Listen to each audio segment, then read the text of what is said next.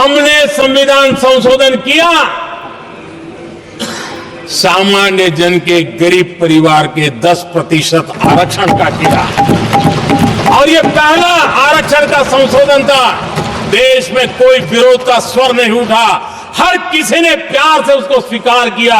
संसद ने भी सहमति के साथ पारित किया, क्योंकि समाज की एकता की उसमें ताकत पड़ी थी, संविधान की भावनाओं का भाव पड़ा था, सबने सहयोग किया था, तब जाकर के हुआ था। आदरणीय सभापति जी हां, हमने भी संविधान में संशोधन किए हैं, लेकिन हमने संविधान में संशोधन किया महिलाओं को शक्ति देने के लिए।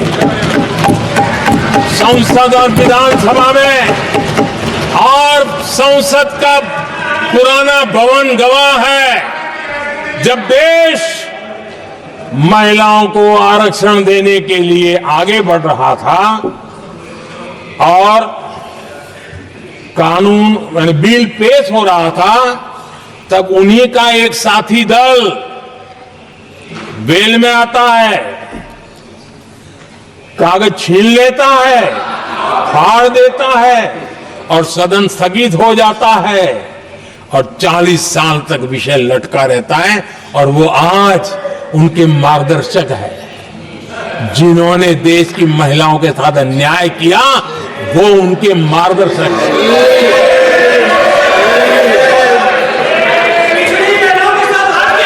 आदरणीय सभापति जी, हमने संविधान संशोधन किया, हमने देश की एकता के लिए किया। बाबा साहब आंबेडकर का संविधान 370 की दीवार के कारण जम्मू कश्मीर की तरफ देख भी नहीं सकता था।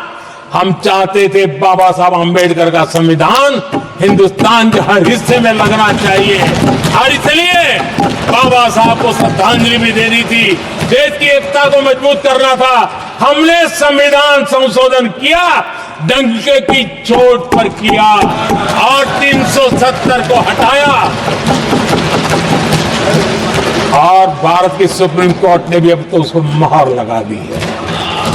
आदरणीय सभापति जी, हमने 370 का हटाने के लिए संशोधन किया। हमने ऐसे कानून भी बनाए। जब देश का विभाजन हुआ,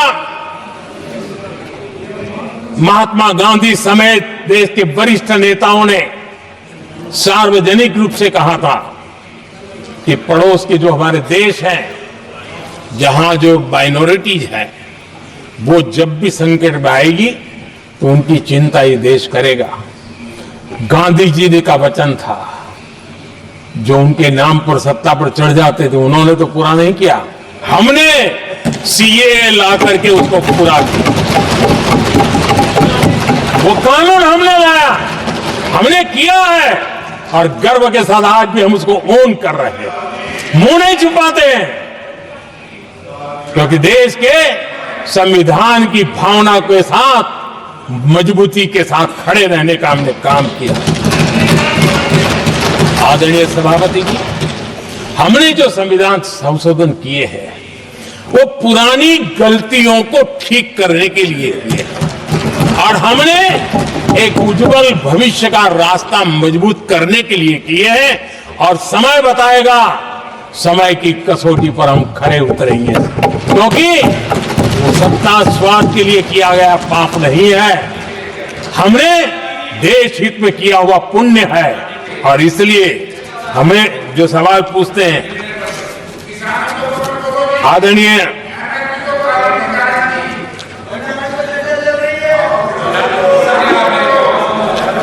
सभापति जी, यहां संविधान पर अनेक भाषण हुए, अनेक विषय उठाए गए, हर एक की अपनी मजबूरियां होगी, राजनीति कुछ न कुछ करने के लिए कुछ करते होंगे, लेकिन आदरणीय सभापति जी, हमारा संविधान सबसे ज्यादा जिस बात को लेकर के संवेदनशील रहा है, वो है भारत के लोग, वी द पीपल। भारत के नागरिक। संविधान उनके लिए है, उनके हितों के लिए है, उनके कल्याण के लिए है, उनकी गरिमा के लिए है। और इसलिए संविधान भारत के कल्याणकारी राज्य के लिए हमें दिशा निर्देश देता है। और कल्याणकारी राज्य का मतलब है जहां नागरिकों को भी गरिमा प्राप्त हो, उनको गरिमामय जीवन की गारंटी मिलनी चाहिए। हमारे कांग्रेस के साथियों को एक शब्द बहुत प्रिय है, मैं आज उस शब्द का उपयोग करना चाहता हूं। और उनका सबसे प्रिय शब्द जिसके बिना वो जी नहीं सकते, वो शब्द है जुमला। कांग्रेस के हमारे साथी उनको दिन रात जुमला, लेकिन इस देश को पता है हिंदुस्तान में अगर सबसे बड़ा जुमला कोई था और वो 4 पीढ़ी ने चलाया, वो जुमला था गरीबी हटाओ। ये ऐसा जुमला था, ये गरीबी हटाओ ऐसा जुमला था, उनकी राजनीति की रोटी तो सिकती थी लेकिन गरीब का हाल ठीक नहीं होता था। आदरणीय सभापति जी, जरा कोई मुझे कहे आजादी के इतने सालों के बाद क्या एक डिग्निटी के साथ जीने वाले परिवार को क्या उसे टॉयलेट भी उपलब्ध नहीं होना चाहिए? क्या आपको ये काम करने की फुर्सत नहीं मिली?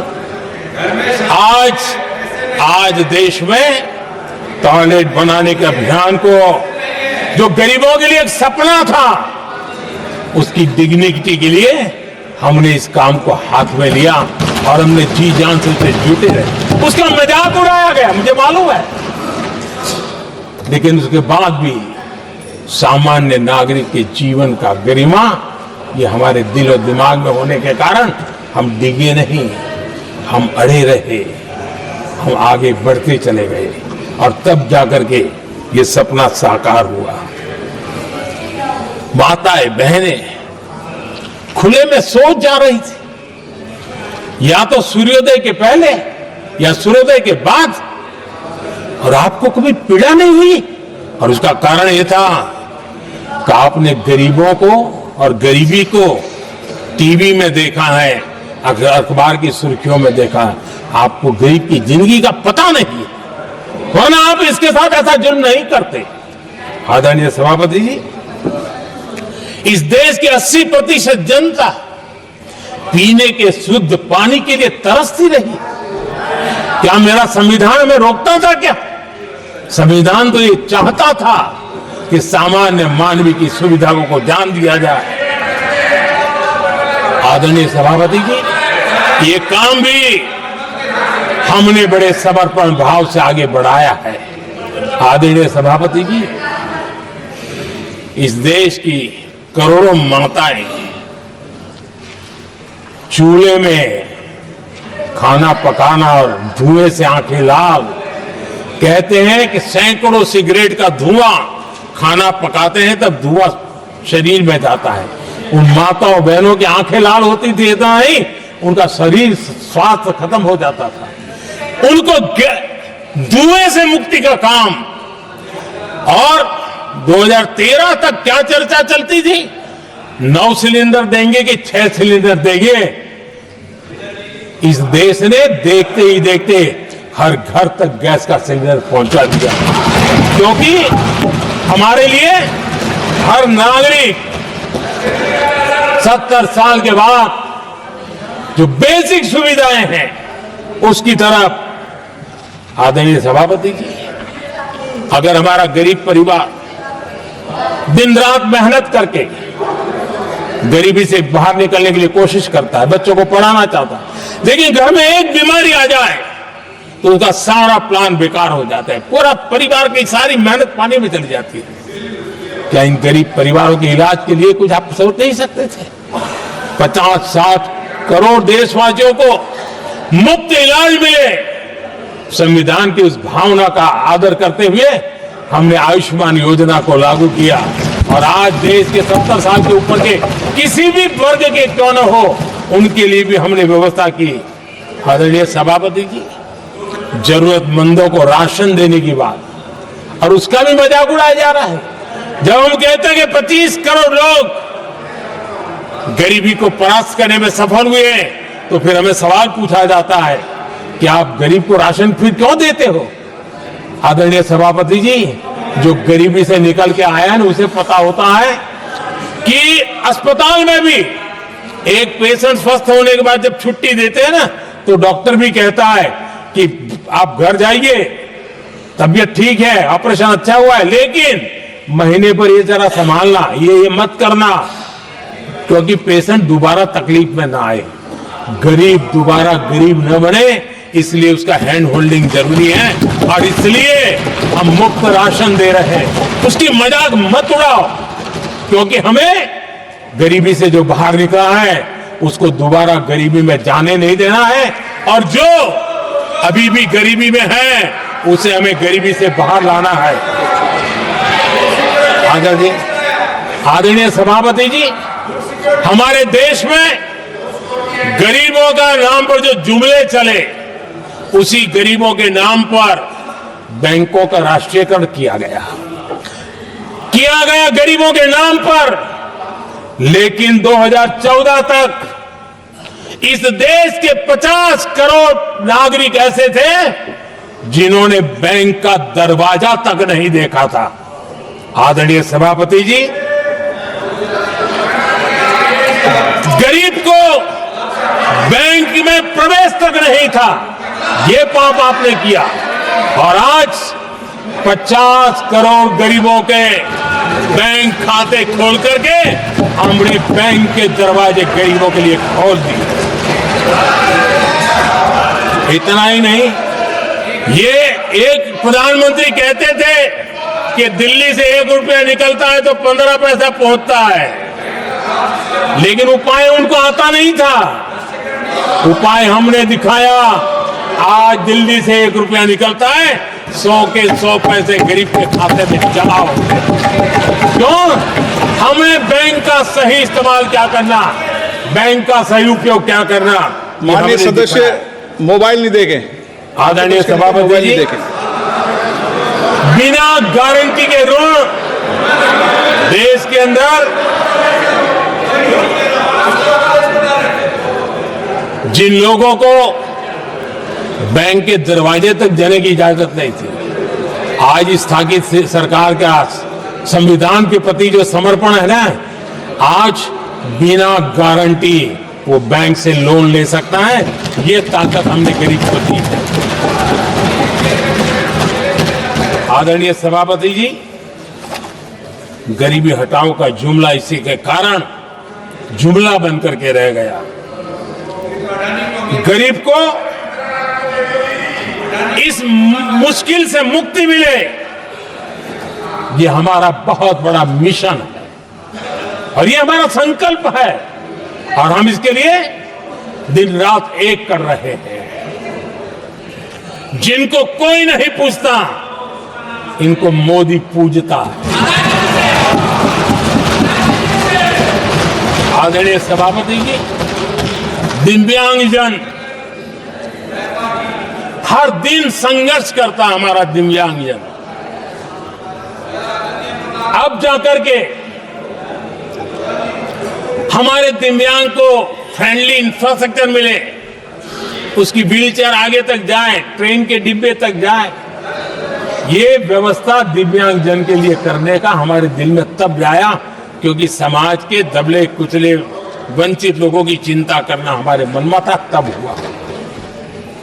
आदरणीय सभापति जी, आप मुझे बताइए, एक तो भाषा के नाम पर झगड़ा करना तो सिखा दिया आपने, लेकिन मेरे दिव्यांगजनों के साथ कितना अन्याय किया।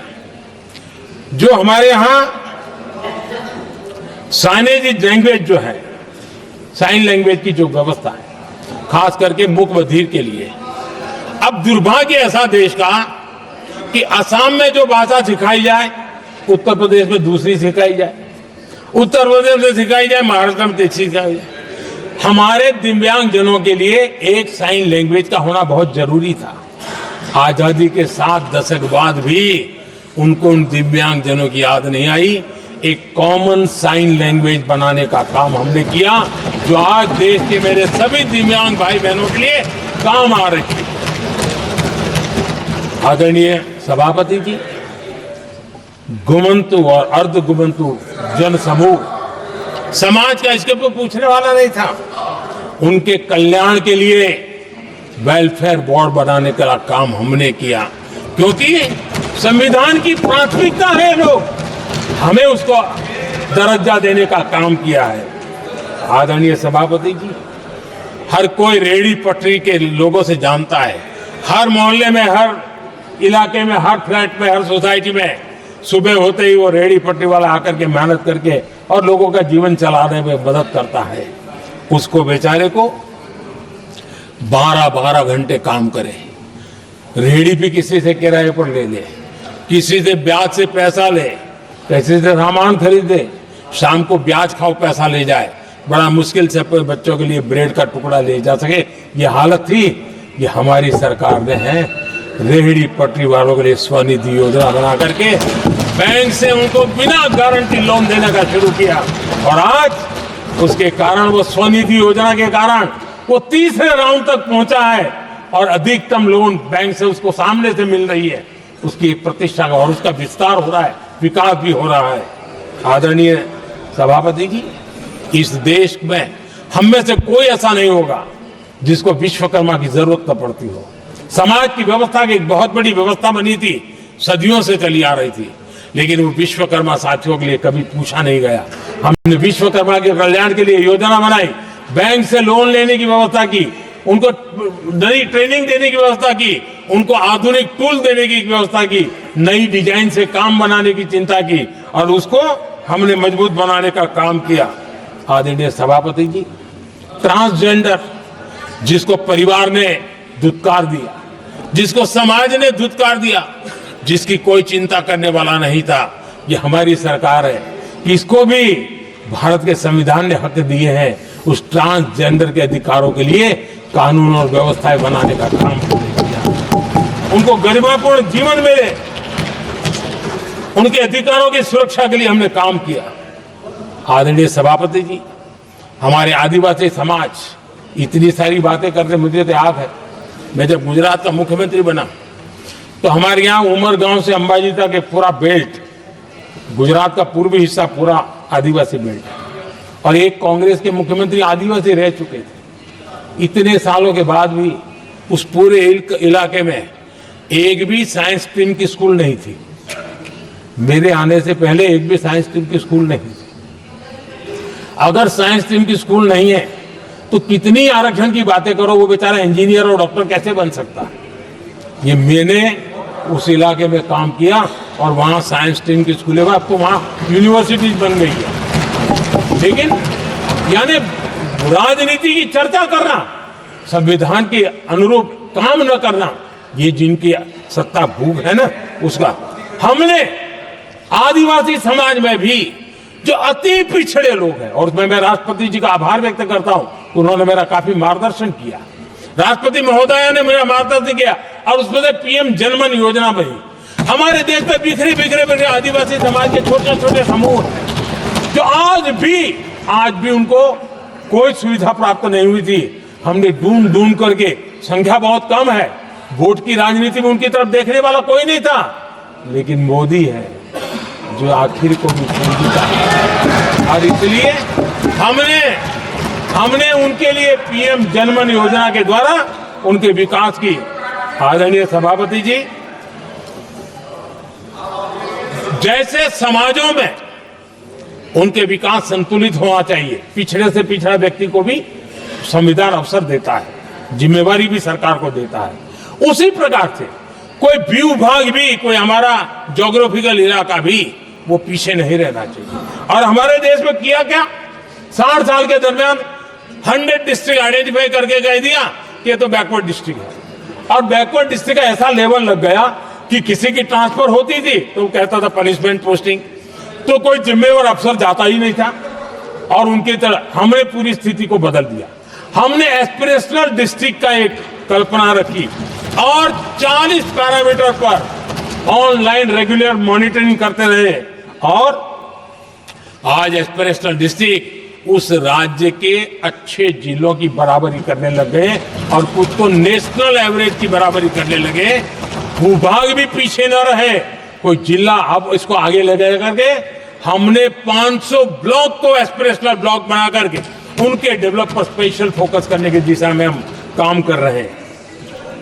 आदरणीय सभापति जी, मैं हैरान हूं जो लोग बड़ी बड़ी कथाएं सुनाते हैं, क्या इस देश में आदिवासी समाज 1947 के बाद आया क्या राम और कृष्ण से तब आदिवासी समाज था नहीं था?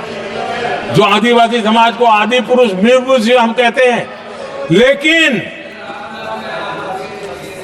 आजादी के कई दशकों के बाद भी इतना बड़ा आदिवासी समूह, उनके लिए अलग मंत्रालय नहीं बनाया गया। पहली बार अटल बिहारी वाजपेयी की सरकार आई और उन्होंने अलग आदिवासी मंत्रालय बनाया, अलग आदिवासी विकास और विस्तार के लिए बजट दिया। आदरणीय सभापति जी, हमारे माछीमार समाज, मछुआरा समाज क्या अभी अभी आया है क्या उनकी नजर नहीं की आपकी?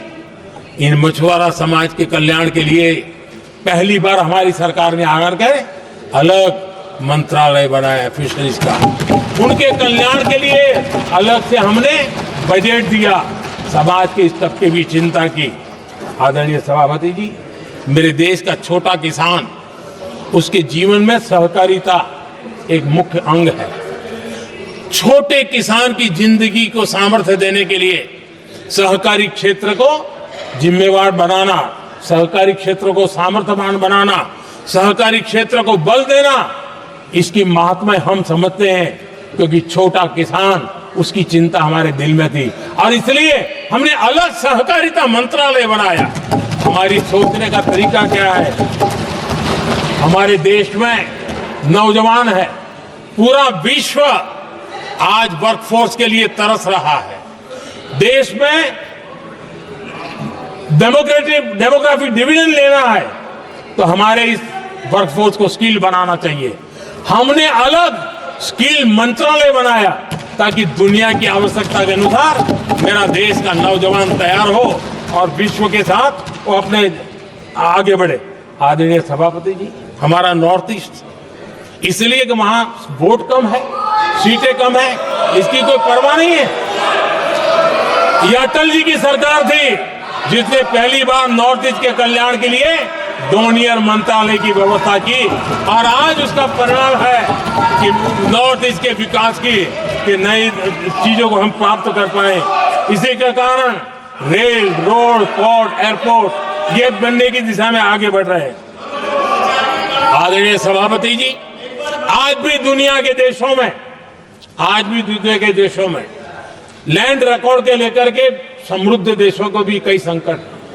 हमने गांव के हर सामान्य व्यक्ति को अपना लैंड रिकॉर्ड, उसके घर की मालिकीन का हक के कागज नहीं है, उसके कारण उसको बैंक से लोन चाहिए हो, कहीं बाहर जाए तो कोई कब्जा कर लिया, एक स्वामित्व योजना बनाई और देश के गांव के ऐसे समाज के दबे कुचले लोगों को वो कागज हम दे रहे हैं जिसके कारण उसका मालिकी हक बन रहा है। वो स्वामित्व योजना एक बहुत बड़ा दिशा दे रही है।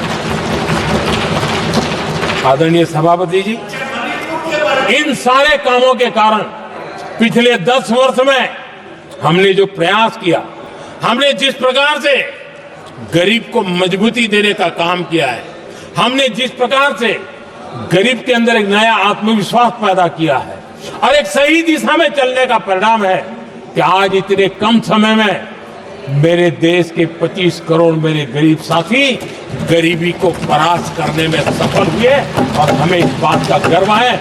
और मैं संविधान निर्माताओं के सामने सर झुका करके कहता हूं, जो संविधान हमें दिशा दे रहा है उसके तहत मैं ये काम कर रहा हूं। और मैंने आदरणीय सभापति जी, जब हम सबका साथ सबका विकास की बात करते हैं, वो नारा नहीं है, वो हमारे आर्टिकल ऑफ फेथ है। और इसलिए हमने सरकार की योजनाएं भी बिना भेदभाव को चलाने की दिशा में काम किया है। और संविधान हमें भेदभाव की अनुमति नहीं देता है। और इसलिए हमने आगे चल करके कहा है सैचुरेशन, जिसके लिए जो योजना बनी है उसका लाभ उन लाभार्थी को 100% लाभार्थी को मिलना चाहिए। ये सैचुरेशन अगर सच्चा सेकुलरिज्म को है ना, तो ये सैचुरेशन में है।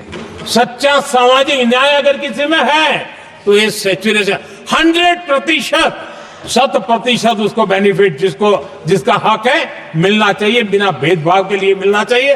तो ये भाव लेकर के हम सच्चे सेकुलरिज्म को और सच्चे सामाजिक न्याय को लेकर के जी रहे हैं। आदरणीय सभापति जी, समाधान के हमारे एक और स्पिरिट भी है और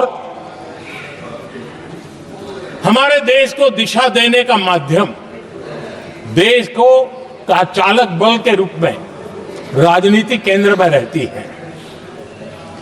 आने वाले दशकों में हमारा लोकतंत्र, हमारी राजनीति की दिशा क्या होनी चाहिए, आज हमें मंथन करना चाहिए। आदरणीय सभापति जी, कुछ दलों की राजनीतिक स्वार्थ और सत्ता का भाव, मैं जरा उनसे पूछना चाहता हूं, क्या वे कभी अपने आप को, और मैं सभी दलों के लिए कह रहा हूं, उधर और इधर ये मेरा विषय नहीं है, ये मेरे मन के विचार है जो मैं इस सदन के सामने रखना चाहता हूं कि इस देश में योग्य नेतृत्व का अवसर मिलना चाहिए नहीं।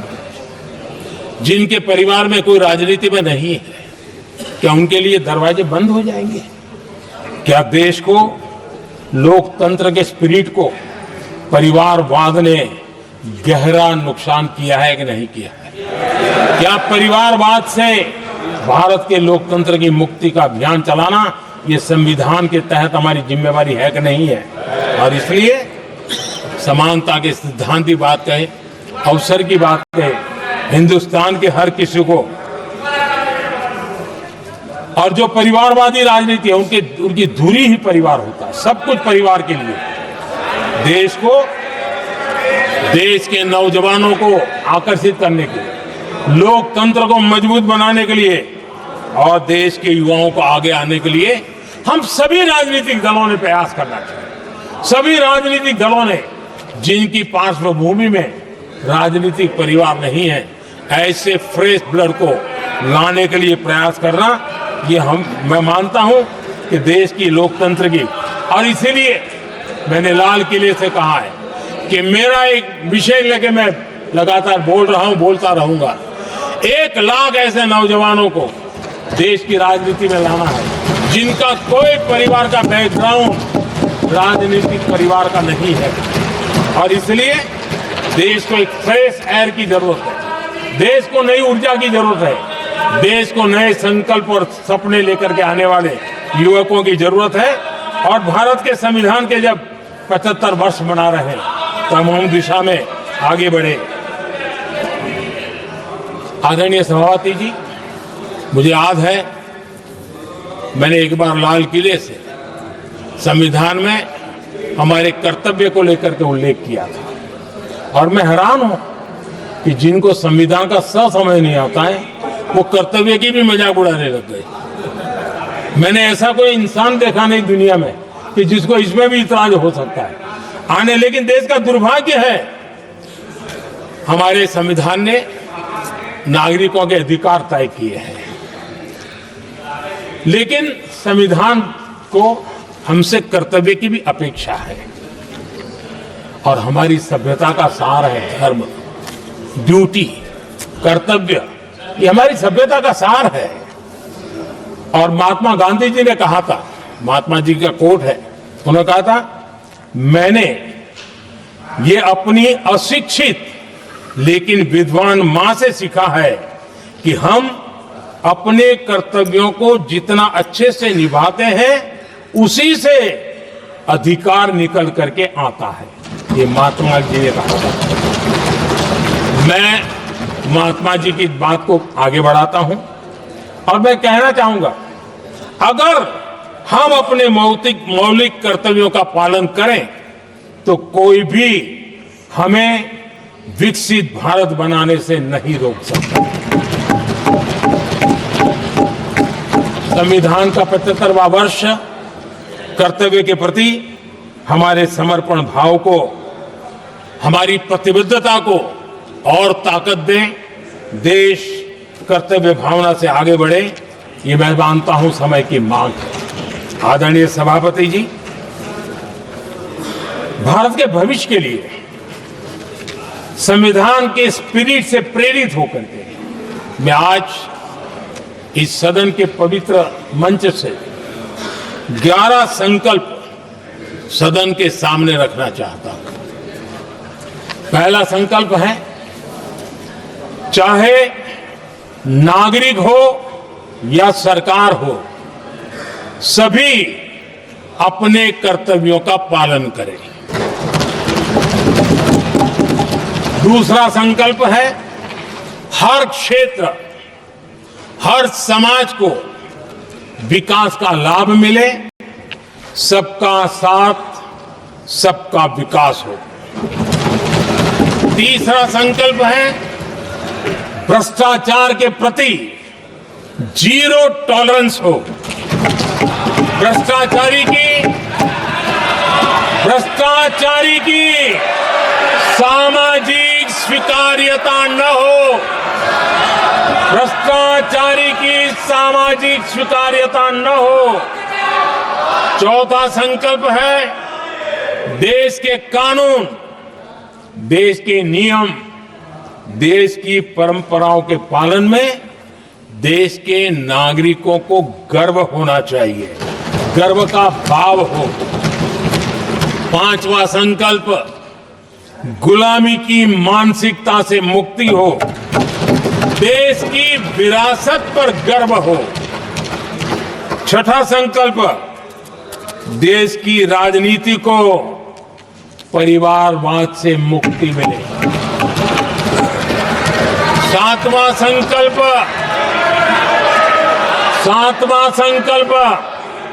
संविधान का सम्मान हो। राजनीतिक स्वार्थ के लिए संविधान को हथियार न बनाया जाए।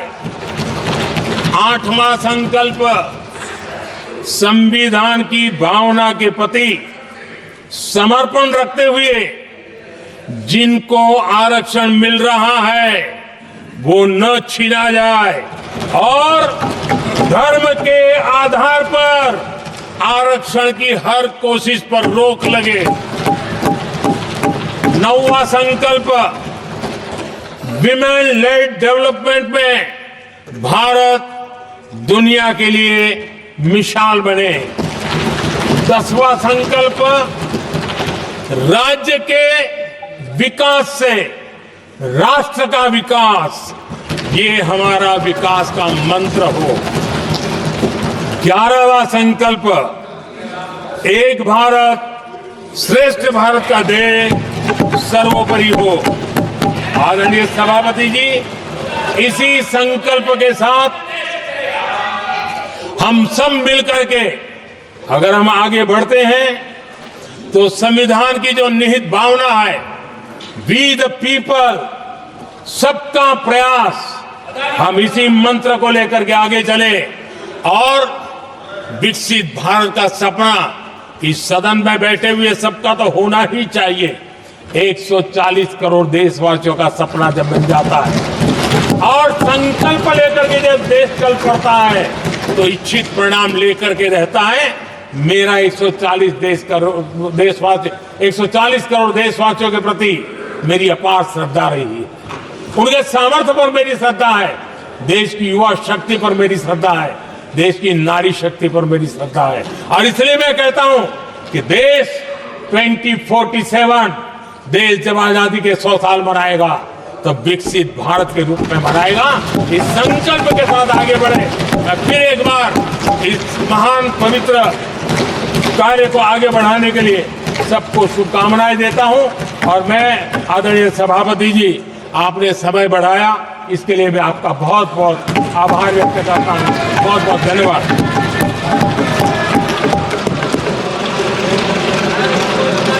सभा की कार्रवाई सोमवार दिनांक 16 दिसंबर 2024 प्राप्त 11 बजे तक के लिए स्थगित की जाती है।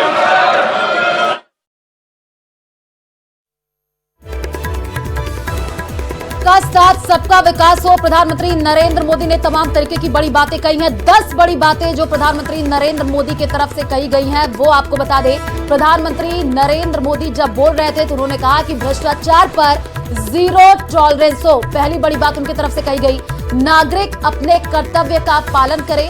प्रधानमंत्री नरेंद्र मोदी ने कहा सबका साथ और सबका विकास हो। तो देश की विरासत पर गर्व,